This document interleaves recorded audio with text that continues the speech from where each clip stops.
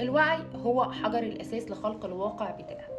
الفرق بين الشخص الواعي والشخص الغير واعي: الشخص الواعي هو شخص موجود في اللحظة الحالية، مش سرحان في المستقبل ولا قاعد بيفكر في حاجات في الماضي، وبالتالي هو اللي بيتحكم في أفكاره وما بيتفاعلش مع أي شيء بيحصل في المحيط إلا لو كان شيء إيجابي، فبيبقى عارف الشيء الإيجابي من الشيء السلبي، وبالتالي بيحصل على نتائج إيجابية، فعشان كده بيخلق واقع إيجابي. ده الشخص الواعي. الشخص الغير واعي بيكون بالظبط محطوط على وضع الأوتوماتيك.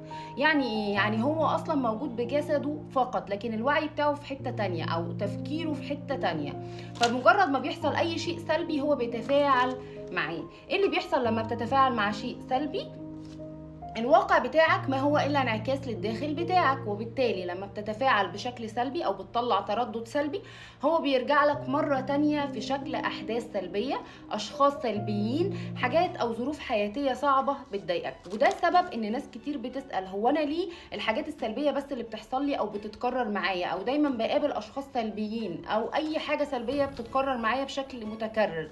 ده لأن هم دايما بيخرجوا ترددات سلبية، ولكن الشخص الواعي هو عنده القدرة ان هو يفرق ما بين الاحداث السلبية والاحداث الايجابية ويتفاعل فقط مع الاشياء الايجابية، او ان هو يفلتر افكاره فيبتدي يحط في دماغه الافكار الايجابية فقط فيحصل على واقع ايجابي.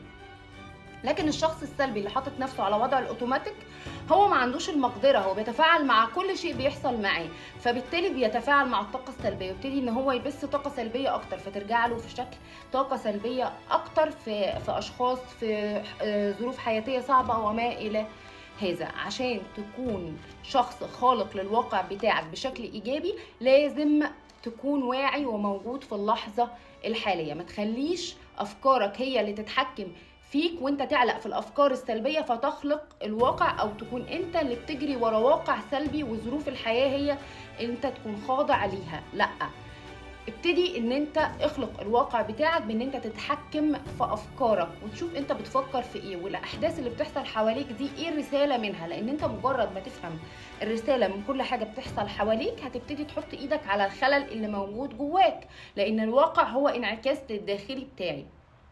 فمجرد ان انا اوصل لنقطة الخلل واغيرها او اغير المعتقد السلبي اللي موجود جوايا، انا كده غيرت الواقع بتاعي، فيبدأ الواقع يظهر لي بشكل مختلف.